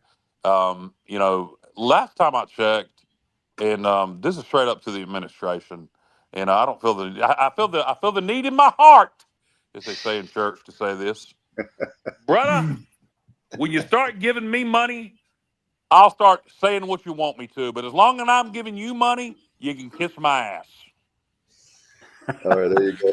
Brilliantly put, Kyle. Very nice. By the way, I've got breaking news for you guys, and this is legit from Brett McMurphy. This is interesting, Kyle. I wanted to get y'all's take on this. The final bowl spot is going to guess what team? Is it a 5-7 team? The final, all the bowls not filled. Appalachian State is going to have a rematch with Georgia Southern in the Birmingham Bowl. Good God. And check this out. 7+ teams. He's reporting 7+ teams declined the invitation for the Birmingham Bowl.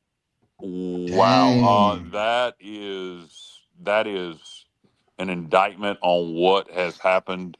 I think this. You got contracts made that have to be filled, but something's going to have to be done, or bowl season as we know it is going to go away. I think this playoff has to go to 24, Yep. which will save. You could use some of the bowl games in the expanded playoff. Second, it would also cut down on bowl games. You still have some other bowl games, but that's very much like the NIT and teams turning down the NIT. Yep. Yeah. Now you see why I brought it up. That is so you got Georgia Southern in a rematch with App State in the Birmingham. They couldn't even get. How in the world could they not get somebody from another conference to? That doesn't make any sense. I don't. I'm trying to figure out how that even how do you not use 7 teams? There's more than 5 and 7 teams. How does it end up going to App? Do you literally have to go down the line of the APRs? Is that what it is? And then App was the first one to say yes. I guess they had 7. They were the third one to say yes because Mississippi State and Rice. Yeah. said, So 7 teams turn it down. I just wonder, like I say, how you can't get a team from Conference USA. I can't imagine. Was there a 5 and 7 team from Conference USA or a 5 and 7 MAC school? I'm just trying to figure out how in the world. That was the SEC. Remember, they didn't have enough teams, and that's the SEC. Yeah. I just wonder how in the world that is the only matchup they could get, a Georgia Southern App State rematch. That's going to be the worst Birmingham Bowl ever. They shouldn't even get a trophy. Well, that's the biggest trophies. I'll tell you one thing, go guys. I'll just make this comment. Birmingham was a great city and a great bowl game. Obviously, beating Coastal, Holton's last game, and all that. But I tell you what, that hurts that bowl because that bowl has a lot of potential. But again, going back to it, I think the not having enough SEC teams hurt that bowl game. It looks like the most. Yeah. Hey, but speaking of trophies, they do have one of the better ones out there. I feel like the Birmingham Bowl trophy. I want to know. I want to know, like the discussion, how that went down. If they had to go down the list of APR, I think once you get outside of the top 2 or 3 APR teams, it should just be whoever they want at 5 and 7. Because having a conference rematch, I mean, terrible. Yeah, it is. I mean, that's a great rivalry. Appalachian State, Georgia Southern is a great rivalry. They were going to do that ACC. Remember, they were talking about that for the Duke's Mayo Bowl. ACC versus ACC, yeah. And that's not the first time it's been done. There's been 2 conference teams playing each other in bowl games before. The first Arizona Bowl comes to mind. It was 2 Mountain West schools, which I don't even think that bowl game exists now. It was in Tucson. But I don't know. That's weird to me. I don't know how you can't get somebody from another conference in that bowl game. But anyway. Anybody call Carolina, like Kenny Curlin said? Anybody call Carolina yet? They were 4-8. I mean, it's getting to that point. No, last ball spot's filled. This will never happen. Kyle, you brought up the NIT thing, but is that a way? It'll never happen. But just the thought of having a football NIT for they're going to call it the Group of 5 playoff. Yeah, well, I definitely don't agree with that, but I know that's probably where we're headed. But certainly, I don't agree with it because my thing is we do. This is one point I was going to make, guys. We do everything that Alabama, Michigan, all of them. We're not Division II. That's why, Kyle, when you were talking about earlier, you're spot on. Very early in the show. If you're just joining us, go back and listen to Kyle talking about it. But stop saying the Group of 5 and the Power 4 and all that, because they need to just stop saying that. It doesn't exist. It does not exist. Those terms are media driven and they do not exist. And so you're spot on there. The other thing I would tell Johnny, I know that we talked about JMU. I'm gonna say this to our fan base: you've got to start giving to our Athletics Excellence Fund. We have got to go on a massive campaign, as I've told you guys privately. But I'm hoping to see that from the administration. I know they've done that privately, but let's go out and raise a ton of money for revenue sharing. That's essentially what it is, and we've got to have a lot of money because we could be in the playoff. I know Kenneth said earlier about next year. If we keep JDB and all the offense, we have a good shot to win the title and being the American representative in the playoff. Yeah, I had an interesting thought about. I saw the question posed. Maybe we posed it here on the show, but the question was posed as would you rather keep JDB or Hauser? And I think we all said Hauser, but and I do want to keep. I want to keep them both, but I did have this thought after we all said Hauser. North Texas and Tulane both lost their quarterbacks this past year, and they both made the conference championship game this year. They both kept their coordinators. So the biggest thing is if you do, you don't want to lose them both, but if you do lose Hauser and not JDB, you just got to make sure you replace him with the right guy. And the same could be said for losing JDB and keeping Hauser. You just got to make sure you replace him with the right guy. I think, according to what you read on message boards over on HTC, that, supposedly we, again, this isn't coming from us, administration. This is coming from other people that, we're already in the process of moving on and looking for a new OC. So that's being reported by other folks. So yeah, I mean, anyway. to not talk about this would be idiotic. It really would. Yeah, be. I just don't understand how people get pissed off with us when literally other people are reporting that we are in the process of moving on and looking for, I don't know. Because ask them if they want to fight, Dave. Hey, Kyle, I just want to expand on the North Texas thing where they lost their quarterback and look what they did. Do you know that their quarterback after Chandler Morris left, he transferred, and that left a walk-on, Drew Mestemaker, and he threw for a total of 365 yards in high school. He was a punter and played safety, played a little bit of quarterback, but ran the scout squad well. So you never know. And look what he did as a walk-on. I think that system they run is very conducive. I think it's very quarterback friendly. What they were running down at North Texas.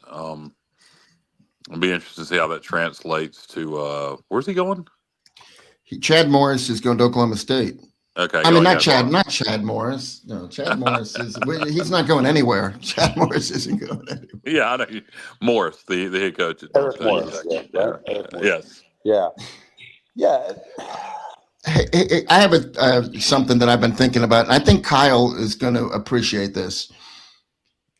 If it does come out to where there's the Power 4 and everybody else, or the Power 2 would be more likely, and everybody else, I think we're going to see just an explosion of FCS teams going to FBS. I mean, we're getting a trick. We're at 136 right now. I mean, we get 2 or 3 every single year. I mean, we've only had one that went back down. That was Savannah State. They went back to Division II. But other than that, yeah. I mean, I feel like there's going to be 50 teams lining up to come into FBS and follow like Tarleton State and some of the other later examples. To come into FCS or FBS? FBS, to leave FCS, to come to FBS. Kyle, I struggle with that because we're playing for a championship. Okay, you're talking about if the Power 2 if it breaks. Yes, if it comes down to us and them, there's going to be a lot more of us because there's going to be a lot of FCS teams that are going to be jumping and trying to move up to. Well, I think you'd have to at that point, and I think what's keeping them from doing that now, feeling like they couldn't compete with the Alabamas of the world, would be gone. Yeah, I think you'd see the North Dakotas, South Dakotas, the Montanas, the I'm trying to think of who the hell else, Richmonds. Et cetera, move up to FBS at that point, or whatever it would be called. Yeah, no doubt. And I think that, Matt, guys, you think about that old adage, be careful what you wish for. I think that I think a lot of these folks that are in the administrations or conferences, they have no clue when it comes to Power 2. They have no clue how this could backfire on them. Or maybe they do, and they don't care. Power 2 is exactly right. It's what it is now. It already is Power 2. Yeah. Pac-12 or Big 12 and the ACC being considered power conferences is an illusion. And quite honestly, the group of 6, Pac-12 coming in is also an illusion. Conference USA and the MAC are about as irrelevant. They might as well be FCS conferences. They have absolutely no relevance in the world of college football at all. And I hate to say that, but Conference USA and the MAC are irrelevant. I mean, what relevance do they have to anything? Well, that's what my point is about having the conference champions, in which they will never do. But that's the way that you make them relevant. That's how you grow the sport. That's how you have what the ESPN wants more content, right? So you have the 24 teams, and with Greg Sankey wanted 100 teams in, and all his teams in, and oh wait a minute, we'll give you this many, and the ACC can have a few, and all that. I'm like, look, it's not about a tournament where every so-called power conference gets 3 or 4 teams in every year. Like you have to have 4 SEC schools. It's supposed to be the best schools, and just because you play in the SEC doesn't mean that you're one of the best schools. I mean, I know there's SEC people probably not watching our show or listening to our show, but there's more than one conference out there, and I would much rather have a conference champion in, just like basketball, than to have a whole bunch of overrated, mediocre teams from a power league. That's just my opinion. Yeah, just to jump back about what JR was saying about an influx of FCS coming up to FBS. I mean, God, I hope that doesn't happen. I hope it doesn't get more watered down than it is. And I think what he was saying, Matt, is if the Power 2 break away, and you have that Big Ten, SEC, or Power, the super conference kind of thing, and then we're our own division, that there would be even more schools playing in this division, because you'd have a bunch of schools that are now FCS jump up to whatever the hell we would be at whatever you would call the group of 6 if it was officially its own division. Right, yeah, but Matt doesn't want to see that, right, Matt? Yeah. Well, here's the thing. It's not that I don't want to see it as much as I think you got to have certain requirements in place, and I think from a attendance perspective, you got to be able to have a legitimate stadium. Yeah. I don't want to see FBS teams playing in high school stadiums and I don't want to see 300 people in the stands. I mean, It's bad enough watching going to Temple games and Rice games, and you know what I mean? And imagine I'm just throwing this out there, but if a Georgetown or went to can you imagine there would be 75 people in the stands in a 4,000 seat stadium? I'm talking more about teams that are committed, like Tarleton State, and you got to remember also Sacramento State is out recruiting a lot of FBS teams, and they're not even trying good. Everything they can to get into they really are. The Pac-12. They are, but hey, we got to look at other teams in the past: App State, Marshall, Boise State. There's so many. James Madison. I mean, there's a lot of success stories of teams that have moved up. Yeah. So they're out there. Kennesaw State won Conference USA this year. Yeah. Yep. Jerry Mack, by the way, former North Carolina Central head coach, year 1 at Kennesaw. He was at North Carolina Central, did a hell of a job, then left and coached in the NFL as an assistant for a couple of years, and took the coaching job at Kennesaw. And I didn't love the hire on paper because I didn't know what kind of measuring stick NC Central was, but man, he did a hell of a job at Kennesaw State this year. And he's a guy that again, I think somebody like Southern Miss, if they don't promote Blake Anderson, I'm sure they're going to give him a call and see if he has interest. He's a guy that next year could be a really hot coach if he has another season like he did this year. No doubt about it. Do you guys have anything else? I know we're about at 10:30. I know that we're going to talk about a roundtable. Do you guys have any topics you want to talk about? I was going to say just in the coming days and weeks we'll break down the bowl game more. We'll have somebody on from the bowl, hopefully, if not, the city of Annapolis to talk about things to do there, and just stuff like that. We'll continue to preview the bowl game, as we move forward. No doubt. And go ahead, Matt. Yeah, no, we're just kind of like bringing up some different topics here. I hope that we can make this a good experience for the players going back to Annapolis for a second consecutive year, and just try to mix it up a little bit, make it a fresh, experience for this team. Because, I have my own experiences playing in the Liberty Bowl back-to-back years, which had no issues with the actual game itself, but I was not a fan of going back to Memphis, to the city of Memphis for a second year. Was never really a big fan of that place. Look, I think Annapolis is a really good spot, but I think you got to mix it up for the players, make sure it's a good experience. You got to reward these guys a little bit, and so hopefully we're able to do that. But again, I know a lot of people are not happy with the location. I have no problem with it whatsoever. I actually think it's very convenient for our fan base for the most part. I think it's good. Good. No, I was just going to say I agree with you, Matt. I think what my concern was not necessarily the bowl where we're playing, was the matchup. And I think Pitt is a great matchup for us. It's one of the teams I've talked about. It probably won't happen, but I would love to have a home and home, a 2-for-1, whatever we could do with them, because I think Pitt is a good team for us, and not a bad drive even to get to Pitt. So I would love to see that. I would love to see us play them, and any other team we can get like that. They have a rich football tradition. We played them in the past. We have a history. So who else wants to go? Stevie? Yeah, I think I don't have a problem with the military. Like I said at the start of the show, I'm just excited about getting a hold of Pitt. We can beat an ACC school. Anytime we can beat an ACC school, I'm good for it. What about you, Johnny? Well, we got plenty of time to talk about the Military Bowl. I just wanted to note something.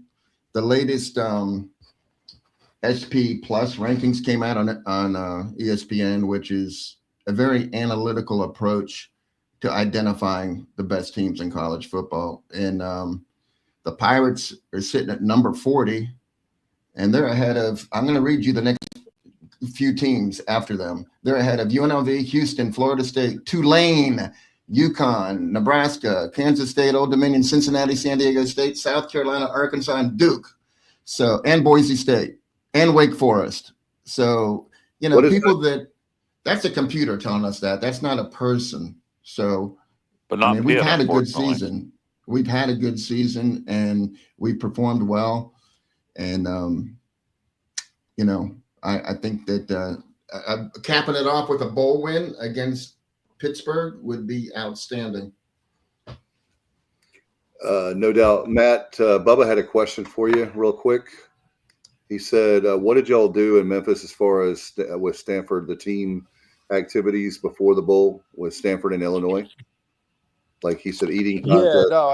Good question. I mean, we did a lot of you do a lot of things with the other team, with the opponent. Like we did like a bowling competition. There was like a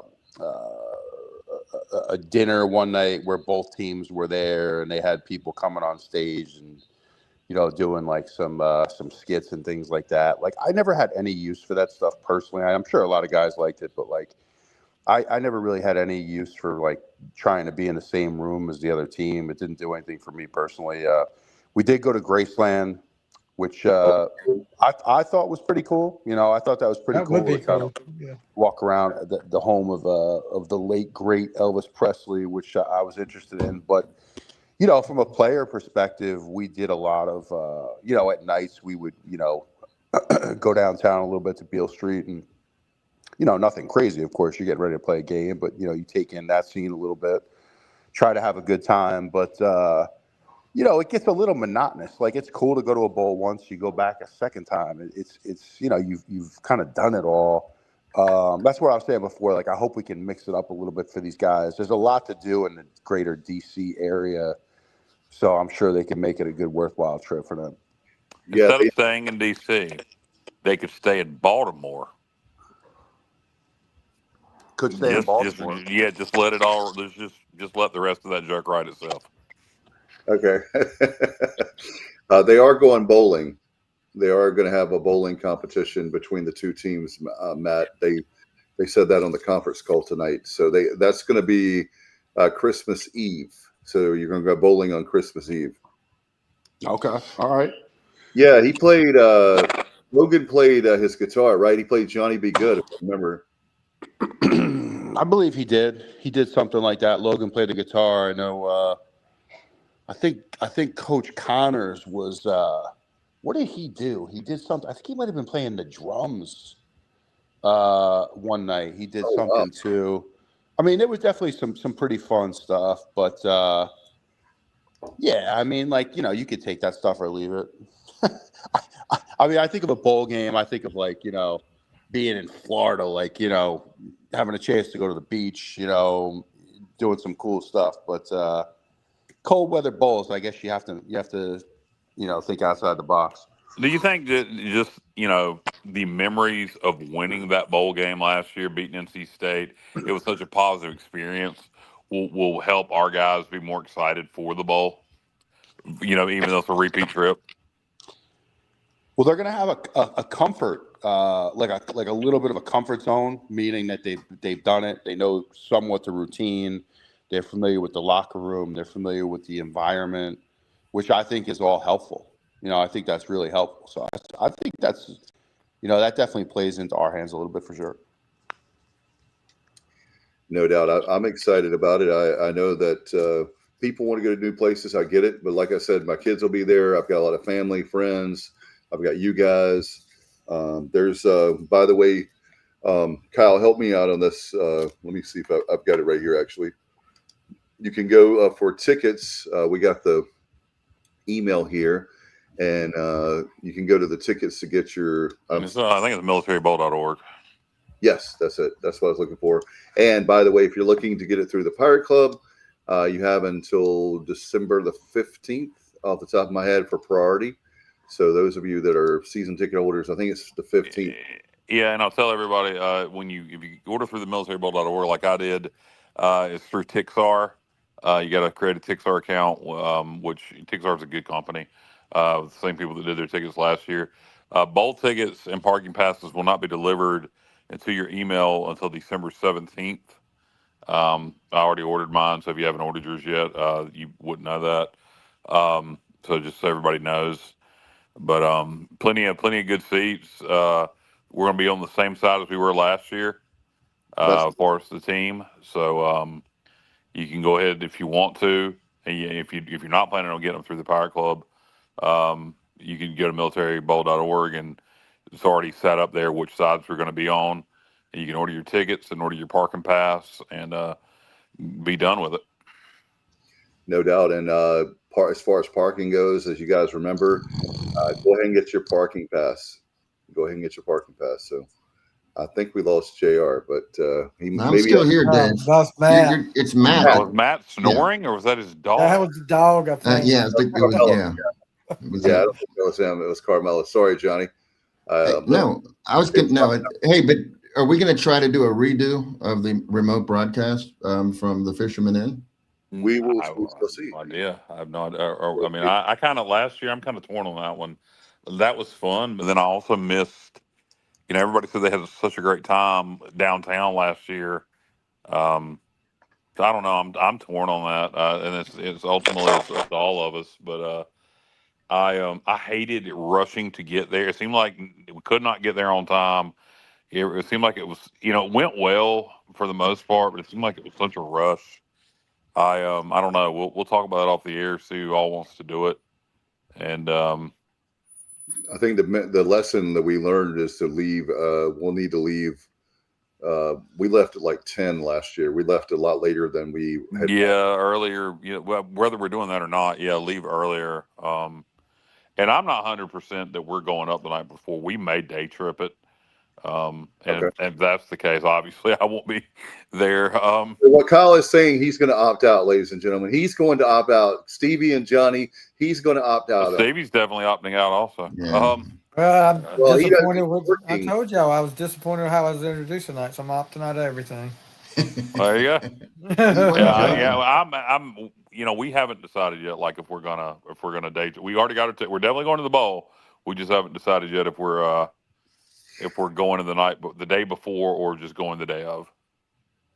All right. Well, there's plenty of time. We can all make those decisions. And by the way, go ahead and a lot of you better get your hotel. Man, those hotel rates have been going like that. So, hey, how about some advice? If you can't find a hotel in Annapolis, check out Kent Narrows. I think it's technically Graysonville, Maryland. Yeah, we would leave Bubba. We would leave about 4 a.m. It's there's some good deals out there. It's very relaxing. Hey, How Kyle, long is that drive back over to Annapolis? Use about 20, 30 minutes.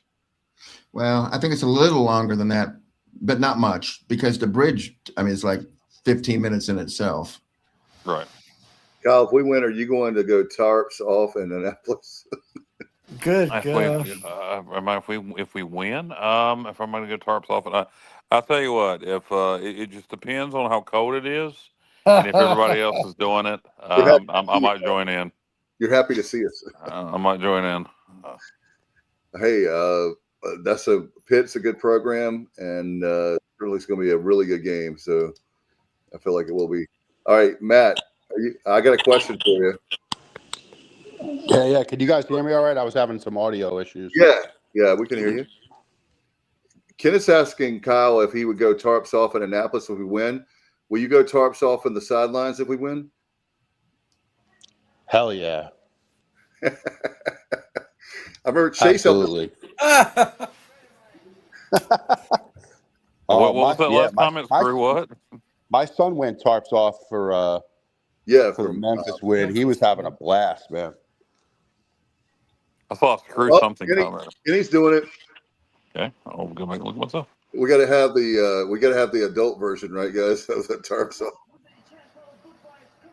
I think Bubba's response was screw that about leaving at 11 a.m. for day trip, isn't it? Yeah, that's what that was. You know what? Talk to my wife, Bubba. Talk to Jessica. If she had her druthers, she would just stay at home all the time. So I talked to her. All right. Anybody got anything else? Nope. I guess silence is consensus. Thanks to everybody here tonight, and we'll have another show on Wednesday nights as we get ready. We'll keep walking it up to the bowl, and we'll talk about any live broadcasts. We'll let you know about all that kind of stuff. But we're going to have, I promise you, we're going to have a lot of fun. I'll say this, the people that don't want to go to, that's fine, but we need a lot of Pirates. I know Bubba was talking about that. We need a lot of Pirates, and again, in Annapolis. And hey, we could be 2023, right, guys? 2-10. The fact that we have a bowl game, we got a good opponent. It's a great place to see the game. I'm excited about it. I'm happy and excited. And we don't have to talk about Pirate basketball tonight. We'll table that till Wednesday. Okay. JR, what, you want to finish the show in a good mood? No, yeah. I'm being let's finish it on a bright note. On a bright note, we have a bowl game on September 27th. No. All right, guys. Yeah, we'll do that. Appreciate everybody watching and listening. It means a lot. We had another big night for that. So thank you. I can't say that enough. Appreciate that. And one final thing, I do have good news for you guys. One more thing, I promise, we'll get out of here. We actually are teaming up with Scrub Brothers. They're a car wash in Greenville, and they're watching tonight. So I want to say hello to Trey. Yeah, and they're actually Fire Tower Road, and they're going to give us free codes. So it may not benefit Matt driving all the way down for Connecticut, but we will have where you can get a free car wash. We'll be talking to you about that here in the next show or two between Wednesday or Sunday. So we'll let you know about that. But really cool. Hey, you're driving up to Annapolis, you can have your ride looking really, really good and drive. and I know that Johnny will be driving 55. So Never, Dave. All right. Unlike Well, Sammy Hagar. I can't try. I love that song. Hey, Dave, just for a trivia question, can you name the only courthouse I've ever had to show up in for speeding? It's your Williamston, Martin County Courthouse. They're the only ones that have ever been able to get me. I mean, I drive fast and I never get, but yeah, Martin County, I slow it down there. He'll be, well, guess what? He just jinxed himself. I guarantee, watch him get pulled in Northampton County when he comes through. Yeah, he's going to see in Lasker. He's going to get pulled in Lasker when he gets. Town cop in Lasker is going to get him. Rich Square. He'll get pulled in Rich Square when he comes to see you. What is the speed limit there, Steve? I'm guessing it's like 25. 35. Yeah, something like that. Yeah. Yeah. Don't go. You shouldn't have a problem in Rich Square. Is that the population or the speed limit? Both. This is Rich Square, not we're talking about Rich Square, not Lasker. Oh, 50 then. Yeah. No, Rich Square's got more. They're in the hundreds. Okay. we haven't even made the hundreds. Yeah. Well, how many does Lasker have? Stevie and his daughter. Like 70 now. Oh man, population growth. Hey Matt. No, we've gone down, but we were like 90 some the last time we did a census, and now we've gone down to like 70. All right. Yeah, I thought we were bad if we have 5,100 in Williamston. 20. Yeah, y'all are terrible, Dave. God knows. That's bad. All right, Matt, what do you think about that? Would you move to a town that has 70 people? Probably not. I gotta say, probably not. That's There would have to be. because- Put it this way, I could, but there would have to be like the surrounding town would have to have like Massive. Well, what are you talking about? going He's got Roanoke Rapids, Murfreesboro, and a Hosky. That's Kyle. You know why he wouldn't move here? Because there's not a Balsam Hill factory nearby. That's right. That's right. And it's better than real. It's Balsam Hill. Balsam Hill is since 1971.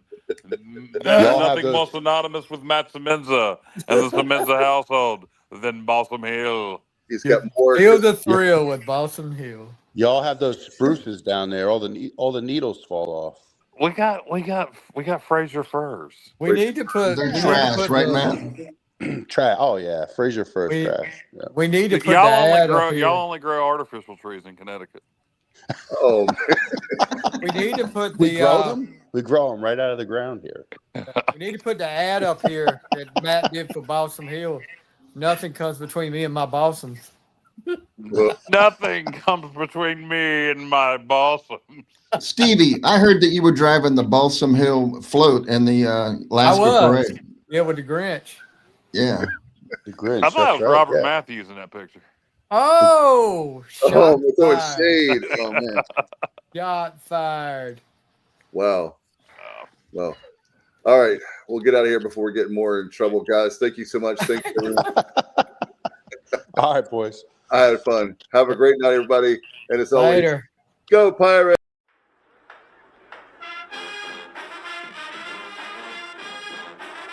You're watching The Sports Objective, the podcast for Pirates.